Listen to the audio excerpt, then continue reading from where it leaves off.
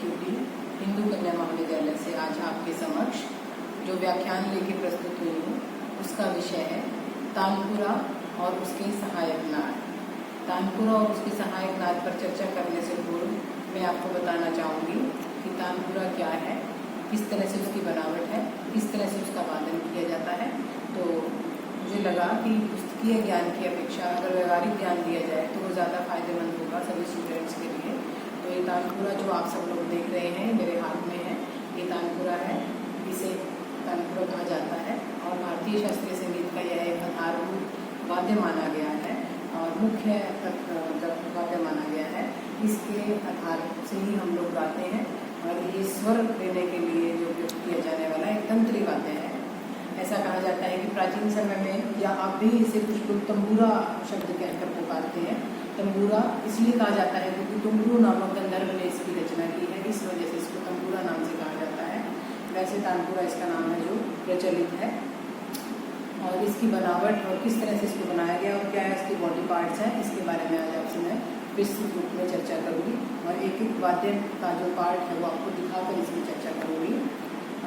पहले बता दूं कि यह तुमरू नामक गंधर्व के द्वारा इसकी रचना हुई है और मुख्यतः स्वर देने के लिए प्रयुक्त किए जाने वाला यह तंत्री वाद्य की श्रेणी में गिना जाता है। और तंत्री वाद्य वह वाद्य होते हैं जो तार के द्वारा या तो बजाए जाते हैं या जो तार से बने हुए होते हैं, तारों वाले वाद्य जो कि हाथ से टच करके बजाए जाते हैं, नाखूनों से बजाए जाते हैं या किसी छड़ी से या जवा से या किसी धातु के टुकड़े से जिनका वादन किया जाता है, वह सब तंत्री वाद्य की श्रेणी में आते हैं। और तानपुरे का वादन हम हाथ के द्वारा ही करते हैं और किस तरह से इनको छेड़ा जाता है वो मैं आपको वादन के क्षेत्र की जब बात करूँगी तब बताऊँगी। अभी मैं इसको बनावट के आधार पर आपके साथ इसकी चर्चा करना चाहती हूँ और ये भी मैं बताना चाहूँगी कि गायकी के हिसाब से पुरुष और महिलाओं के लिए अलग अलग तरह के तानपुरे उनके गले के हिसाब से बनाए जाते हैं, क्योंकि पुरुष की जो आवाज़ है वह गंभीर है और जो स्त्री की आवाज़ है वो काफ़ी बारीक होती है। इसलिए हम इसकी जो चर्चा करेंगे पुरुष और महिलाओं के तानपुरे की वह अलग अलग बनाई गई होती है। तानपुरे की बात करते समय मैं सबसे पहले आपको बताना चाहूँगी यह जो हिस्सा आपको दिखाई दे रहा है इसे तुम्बा कहा जाता है। जो इसका तुम्बा हिस्सा है, कद्दू या लौकी को काट कर चपटा काट कर उसे बीच में से खोखला करके सुखाकर इसका ये हिस्सा तैयार किया जाता है, इसे हम तुम्बा कहते हैं। और तुम्बा जो बेसिकली इस वाद्य में काम कर रहा है वह गूंज पैदा करने के लिए है। दूसरा इसका जो पार्ट है वो ये है तबली, जिससे इस तुम्बे को ढक दिया गया है और यह लकड़ी से बनाया गया है और लकड़ी को इसी के आकार का चपटा काट कर इसके ऊपर इसको ढक दिया जाता है, तो यह तबली कहलाती है। उसके बाद तीसरा जो इसका हिस्सा है ये है गुल्लू, जिससे तुम्बे और इस डांड को जोड़ा गया है। यह बीच का हिस्सा ये गुल्लू कहलाता है। उसके बाद ये है डांड, लकड़ी को, खोखली लकड़ी को काट कर इसके साथ जोड़ दिया जाता है, यह इसकी डांड कहलाती है जो आपको देखने में दिखाई दे रही है। उसके बाद ये जो चीज़ है, ये जो हिस्सा है इसका, इसे लंगोट कहा जाता है। इसमें से तानपुरे की तारों को गुजार कर ऊपर से, डांड के ऊपर से होते हुए और तार गहन में से निकाल कर खूंटियों पर कस दिया जाता है। इसके बाद का जो इसका हिस्सा है ये इसे घुड़च कहा जाता है या इसे ब्रिज भी कहा जाता है। ये किसी भी हाथी दांत या किसी हड्डी का बना हुआ होता है और इसे हम घुड़च कहते हैं, ब्रिज कहते हैं, जिसके ऊपर से लंगोट में से तारें होती हुई इसके ऊपर से गुजारी जाती हैं। उसके बाद ये जो इसका हिस्सा है इसे हट्टी या तार गहन कहा जाता है। यह भी किसी हड्डी के द्वारा निर्मित होती है। ये जो दोनों आप सफ़ेद सफ़ेद हिस्से देख रहे हैं इसको हम हट्टी या तार गहन कहा जाता है। और इसमें से सुराख करके ये जो तारें लंगोट से गुजरती हुई गुड़ज के ऊपर से होती हुई तार गहन से क्रॉस करती हुई फिर खूंटियों तक जाती है। ये जो आप देख रहे हैं ये इसकी 4 खूंटियाँ हैं जिन पर ये तार कस दिए जाते हैं, इसे खूंटियाँ कहा जाता है।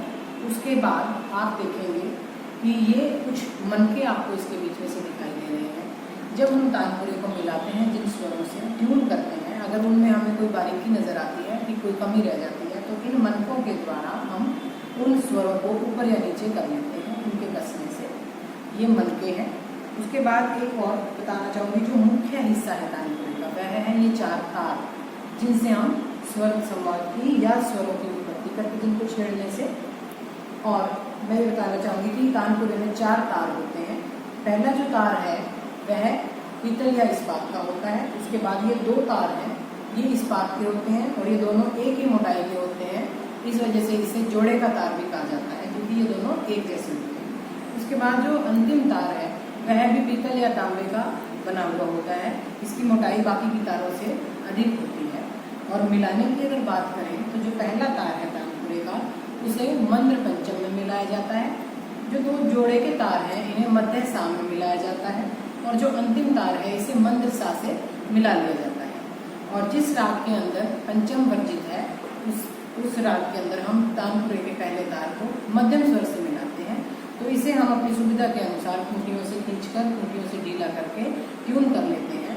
तो पहला तार मंद्र मध्यम, मंद्र पंचम या राग में लगने वाले स्वर के अनुसार इसे मंद्र निषाद में भी मिलाया जाता है।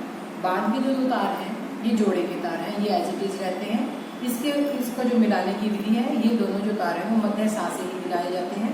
और उसके बाद जो अंतिम तार है उसे मंद्र सा से मिला लिया जाता है। तो यह जो तानपुरा है ये चारों तारों से मिलकर बना है। और किस तरह से इनकी बनावट है ये मैंने आपको बताया है। उसके बाद इसकी डेकोरेशन करने के लिए, इसकी सुंदरता को बढ़ाने के लिए, ये जो आप व्हाइट कलर की इसके ऊपर चित्रकारी या नक्काशी देख रहे हैं, ये जो कारीगर है वो अपने हिसाब से इसकी सुंदरता को बनाने के लिए है इसके साथ बना लिया जाता है। इसके ऊपर इसको बना दिया जाता है पेंट वेंट करके और इसके ऊपर ये नक्काशी कर दी जाती है ताकि ये देखने में सुंदर लगे। और उसके बाद जो मैंने आपको इसकी वादन की वो बताई थी कि किस तरह से इसका वादन किया जाता है। तो ये जब उंगलियों से छेड़कर बजाया जाता है तो ये जो हमारी मध्यमा उंगली है बड़ी वाली, पहला तार इससे छेड़ा जाता है और बाकी के जो दोनों तार हैं, तीनों तार हैं, वो हमारी इस दूसरे नंबर वाली उंगली से बजाए जाते हैं। पहली जो तार है उसको हम तीसरी उंगली से, बड़ी उंगली से छेड़ते हैं और बाकी के जो तीनों तार हैं उसे इस उंगली के साथ, मध्यमा के साथ वाली जो और अंगूठे के साथ वाली उंगली है उसके साथ इसको छेड़ा जाता है। उनके पोरों से इसको टच किया जाता है, ज़्यादा जोर से नहीं, सिर्फ थोड़ा सा छेड़ा जाता है ताकि इनमें से ध्वनि उत्पन्न हो सके। और एक जो चीज़ है यहाँ पर आप ये कुछ धागे देख रहे हैं, जब लंगोट से मनकों में से गुजार कर गुड़त से होते हुए इन तारों को तार विहन पर कसते हुए और खूंटियों पर ले जाकर बांधा जाता है, तो जो स्वर की उत्पत्ति होती है वो तो ठीक है, लेकिन कई बार स्वर के अंदर माधुर्य और उसकी झंकार उत्पन्न करने के लिए ये धागे आप देख रहे हैं, इन धागों को इस गुड़ज और तार के बीच में ले जाया जाता है ताकि स्वर के बीच में झंकार उत्पन्न हो सके। क्योंकि यूँ अगर हम तार को ऊपर से गुजारते हैं तो तार जो है वो गुड़ज के साथ बिल्कुल छू जाता है, टच कर जाता है और धागे को बीच में डाल देने से वह गुड़ज और तार के बीच में आ जाता है और झंकार को उत्पन्न करता है, ताकि स्वर को जब हम अपने हाथ से तानपुरे के तार को छेड़ते हैं और स्वर की उत्पत्ति होती है तो झंकार उत्पन्न होती है इस धागे को बीच में ले जाने से। तो ये इसके सारे बॉडी पार्ट्स हैं जो हमने डिस्कस किए हैं और किस तरह से तानपुरे के बीच में सहायक नाद उत्पन्न होते हैं उसकी चर्चा हम करेंगे। अभी मैं एक बात आपको साथ में और भी बताना चाहूँगी कि वादन की दृष्टि से हमारी बैठक भी कुछ अलग होती है कि हम तानपुरे को किस तरह से बजाते हैं। तानपुरे को वादन करने का अगर हम बात करें तो एक पहला जो वादन का सिस्टम है वो ये है कि तानपुरे को आप गोद में यूँ करके रख लीजिए, अपनी बाहों को, कोहनी को आप तानपुरे के तुम्बे के ऊपर से रखते हुए, अपने अंगूठे को गुल्लू के ऊपर रखते हुए और इस तरह से आप तानपुरे का वादन करते हैं अपनी सुविधा के अनुसार।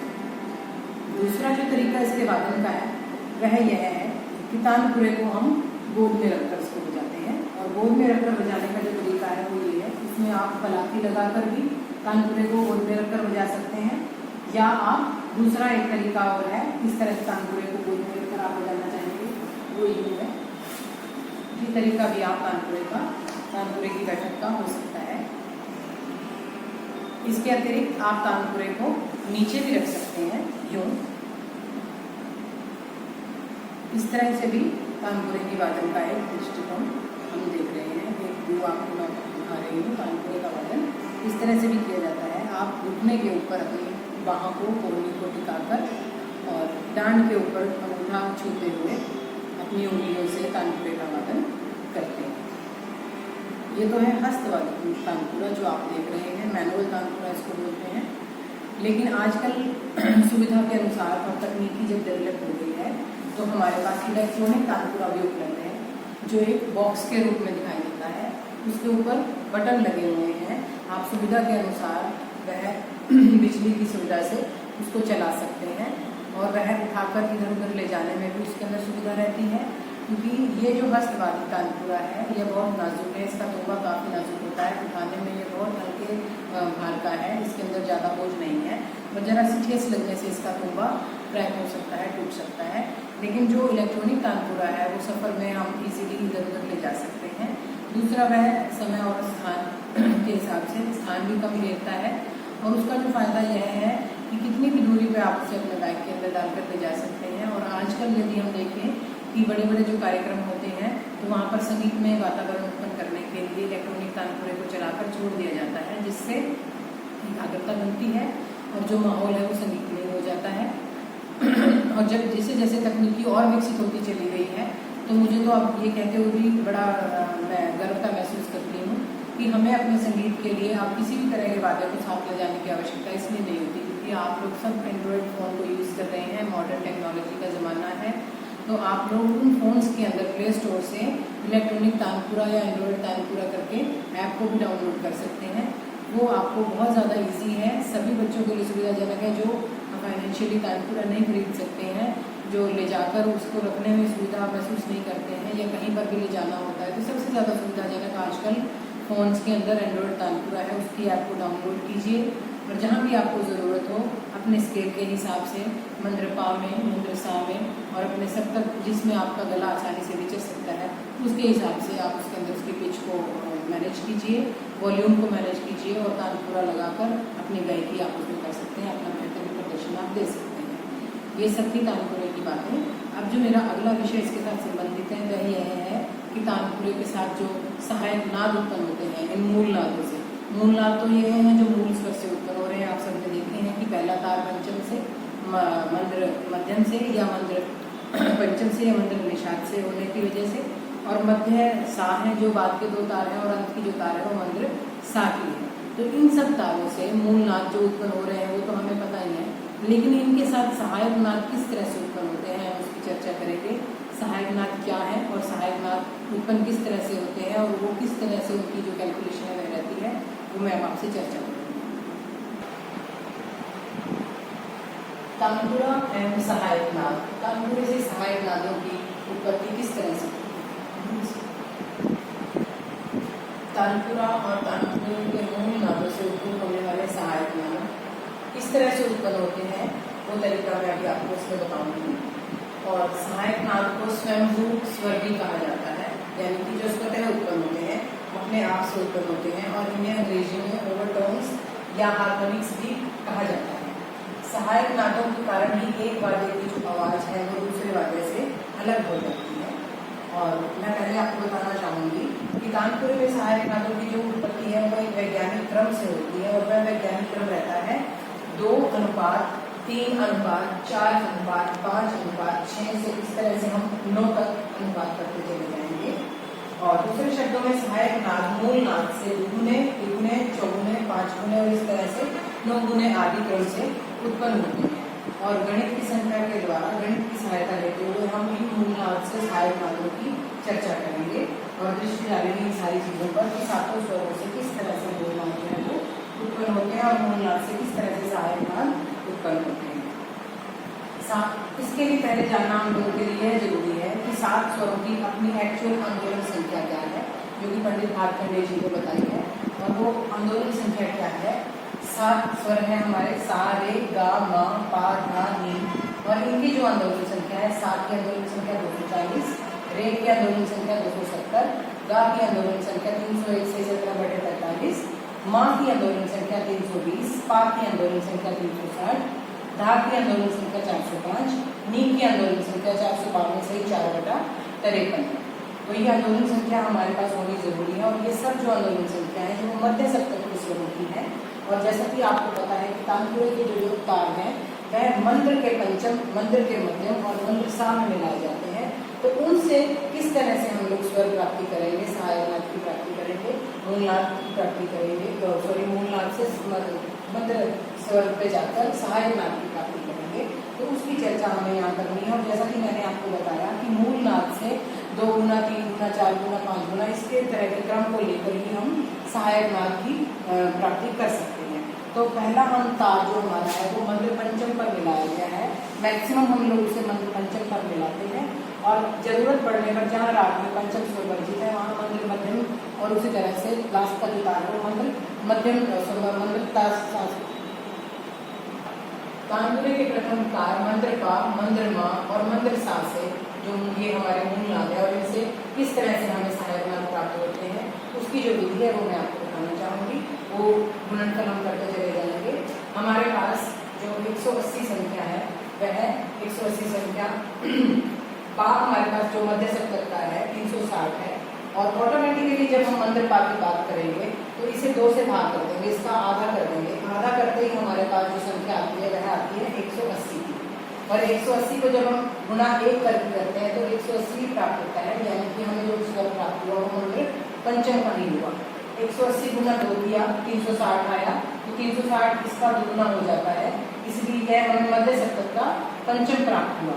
180 गुना में 3 किया तो हमारे पास 540 आ जाता है और 540 को यदि हम देखते हैं तो 540 को, और मैं आपके बीच में एक बात और भी बताना चाहूंगी कि जब तक हमें मध्य सप्तक का स्वर नहीं प्राप्त हो जाता, अधिकतम जब गुणनफल हमें मिलता है, हम जब इसको एक्चुअल संख्या को मूल नाद की आंदोलन संख्या को 9 तक गुना करते चले जाते हैं तो जो गुणनफल हमें मिलता है उस गुणनफल को हम तब तक आधा करते चले जाते हैं, 2 से भाग करते चले जाते हैं जब तक हमें मध्य सप्तक के स्वर की संख्या ना प्राप्त हो जाए। वो आंदोलन संख्या जैसे ही हमें प्राप्त होगी तो हमें पता लग जाएगा कि सहायक नाद किस तरह का हमें मिला है, उस सप्तक का मिला है। और अगर हम उसे डबल करके देखते हैं जितने सप्तक हमने उसमें से माइनस किए हैं, कितने तक हमने उसको भाग किया है, उनको उसमें जोड़ देने से हमें पता लग जाता है कि किस सप्तक तक का स्वर हमें सहायक नाद के रूप में प्राप्त हुआ है। तो ये हमें ध्यान देना है कि 180 जैसे ही हमें प्राप्त हुआ वह मंत्र सप्तक का पंचम था, उसका डबल होते हुए मध्य सप्तक का पंचम हो गया। 180 गुना में भी 540 किया, 540 को अगर हम देखें तो 270 हमारे पास यहाँ रे है और जो कि मध्य सप्तक का है और मध्य सप्तक है और ये 540 है, तो हमें इसको 2 से भाग कर देना होता है। 2 से भाग करने पर ये हमारे पास 270 आ जाता है और 270 जो है वो मध्य सप्तक का रे आता है। लेकिन अभी हमें जो एक्चुअल प्राप्त हुआ वो है तार सप्तक का ऋषभ। इसी तरह से 180 गुना में 4 करने पर हमें प्राप्त हुआ 720। अगर हम इसे 2 से डिवाइड करते हैं तो हमारे पास आ जाता है 360, जो कि 360 मध्य सप्तक का पंचम है और ये इसका दुगुना होने पर यह हमें तार सप्तक का पंचम प्रदर्शित हो रहा है। 180 गुना में 5 ये हमारे पास आता है 900। 900 को भी जब हम 2 से भाग करते हैं तो ये 450, 450 जो हमारे पास आ रहा है 450, ये मध्य सप्तक के निषाद की आंदोलन संख्या है और जो कि मध्य सप्तक के निषाद की आंदोलन संख्या हमारे पास 452 से 4/43 है, तो हम इसे मध्य सप्तक के निषाद से कुछ कम कह सकते हैं। 180 गुना में 6 1080 प्राप्त हुआ, इसको 2 से भाग कर देने पर 540, यानी कि 1080 आने पर तो यह हमारे पास अति तार श्रेणी का ऋषभ आ गया और उसको डिवाइड कर देने से तार ऋषभ आया और उसी को आगे डिवाइड कर देने से फिर वो मध्य का ऋषभ में प्राप्त हो रहा है। 180 गुना में 7 करने से 1260, इसको 2 से भाग देने पर 630 और फिर 315, यानी कि अति तार मध्यम और फिर अति तार मध्यम से नीचे करने पर तार सप्तक का मध्यम हमें प्राप्त हुआ। ऐसे ही 180 गुना में 8 करने पर 1440, इसे 2 से भाग कर देने पर 720, यानी कि मध्य सप्तक का पंचम और तार सप्तक का पंचम हमें यहाँ से प्राप्त हो रहा है। 180 गुना में 9 1620, 1620 को 2 से भाग कर देने पर 810, 810 आ जाने को 2 से भाग कर देने पर 405, यानी कि मध्य सप्तक का भैरव हमें प्राप्त हो गया है। तो कुछ जो स्वर है वो कॉमन है जबकि वो सप्तकों के आधार पर ही अलग हो रहे हैं, परंतु जो एक्चुअल स्वर हमें मंत्र पंचम से प्राप्त हुए हैं वे ये 4 स्वर हैं पा, धा, नी तथा रे, जो कि हमें मूल मंत्र पंचम से सहायक नाद के रूप में प्राप्त हुए हैं। अब इनको अगर हम गुणनफल देखें या इनका भाग करने का वो दृष्टिकोण से इसको देखें तो वो हमें कहीं तार सप्तक का पंचम, कहीं तार सप्तक का ऋषभ, कहीं अतितार सप्तक का, तो वो ना देखते हुए हमें मध्य पर लौट कर आना है और मध्य से करने के लिए 2 से भाग करते चले जाएंगे। जो आंदोलन संख्या हमें मध्य सप्तक के रूप में मिली उस आधार पर पा, धा, नी और रे स्वर जो है वो मंत्र सप्तक के पंचम की तार से हमें सहायक नाद के रूप में प्राप्त हुए हैं। यही तरीका हम मंत्र मध्यम से प्राप्त सहायक नाद को प्राप्त करने के लिए अडॉप्ट करेंगे। उसके लिए जरूरी है कि हम मंत्र मध्यम की आंदोलन संख्या को प्राप्त कर लें। यहाँ से देखेंगे तो मंद्र मध्यम की जो आंदोलन संख्या है 320। 320 मध्य मध्यम की है और इसका आधा करेंगे क्योंकि हमारे पास मंद्र मध्यम से हम लोगों को सहायक लाभ प्राप्त करना है। तो 320 घटा में 2 करने पर हमारे पास आता है 160 और 160 जो है वो हमें मंद्र मध्यम की आंदोलन संख्या प्राप्त हुई है। इसी के आधार पर 2 से लेकर 9 तक का गुणनफल देखते हुए हम लोग अब यह ज्ञात करेंगे कि किस प्रकार मंद्र मध्यम से हमें मूलनाद से सहायक लाभ प्राप्त होते हैं। मंद्र मध्यम की आंदोलन संख्या है 160। मंद्र मा से सहायक लाभ प्राप्त करने की विधि। मूलनाद हमारे पास मंद्र मा है जिसकी आंदोलन संख्या 160 है और 160 गुना में 1 करते हैं तो मंद्र मा ही रहता है 19 और 160। 160 को 2 से गुना कर देने पर 320 हमारे पास आता है जो कि मध्य सप्तक का मध्यम हो जाता है क्योंकि ये इसका दुगुना है। 160 गुना में 3 करने पर 480 आता है। 480 को हम चेक कर सकते हैं 2 से भाग करने पर तो हमारे पास क्या आता है, हमारे पास आता है 480 को भाग करने से 240 जो कि षड्ज स्वर की आंदोलन संख्या है। तो इसीलिए 480 यानी कि तार का षड्ज तारसा। 160 गुना में 4 कर देने से 640 हमारे पास आता है। 640 जो है वो तार माँ है और इसको 2 से भाग कर देने पर मध्य सप्तक का हमारे पास मध्यम आ जाता है जो कि 320 में प्राप्त होता है। 160 गुना में 5 800 हमारे पास है। 800 की आंदोलन संख्या को 2 से भाग देने पर हमारे पास 400 आंदोलन संख्या आती है जो कि 400 की आंदोलन संख्या इस श्रेणी में देखने पर कहीं पर नहीं है जो कि पा और धा के बीच का है। तो इसलिए हम धा इसको मान लेते हैं 405 क्योंकि 400 के बिल्कुल नजदीक है इसलिए हम इसे तार सप्तक का दैवत कह सकते हैं 800 को और ये हमारे पास मध्य सप्तक का दैवत आ जाता है करीब बिल्कुल नहीं कह सकते लेकिन लिखते हुए हम ये लिख सकते हैं कि यह हमारे मध्य सप्तक के दैवत के करीब है। 160 गुना में 6 कर देने पर 960 हमें प्राप्त होता है। 960 का आधा करके देखने पर 480 और 480 का आधा कर देने पर 240 आता है। 240 मध्य सा 480 जो हमें प्राप्त हुआ तार सा 960 यानी कि अतितार सा। 160 गुना में 7 करने पर 1120 को 2 से भाग कर देने पर हमारे पास 560 आता है। 560 को पुनः 2 से भाग कर देने पर 280 हमारे पास आता है और 280 देखें तो 280 जो हमारे पास आंदोलन संख्या है वह 270 और 301 के बीच की है।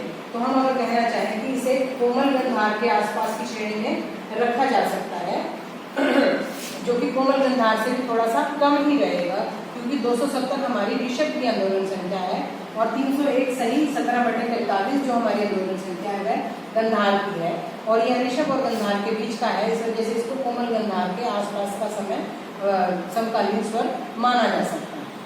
उसके बाद 160 गुना में 8 कर देने पर 1280 हमारे पास गुणनफल आता है। 1280 को 2 से भाग कर देने पर 640 यानी कि तार सप्तक का मध्यम और 640 को 2 से भाग कर देने पर 320 यानी कि मध्य सप्तक का मध्यम हमें प्राप्त होता है। 160 गुना में 9 कर देने पर 1440 आता है। 1440 को 2 से भाग करने पर हमें तो 720 जो है वो गुणनफल प्राप्त हो रहा है और 720 जो आया उसको 2 से भाग कर देने पर हमें हमारा 360 प्राप्त होता है। 360 जो है वो मध्य सप्तक का पंचम है यानी कि तार सप्तक का पंचम और अति तार सप्तक का पंचम हमें प्राप्त हुआ है।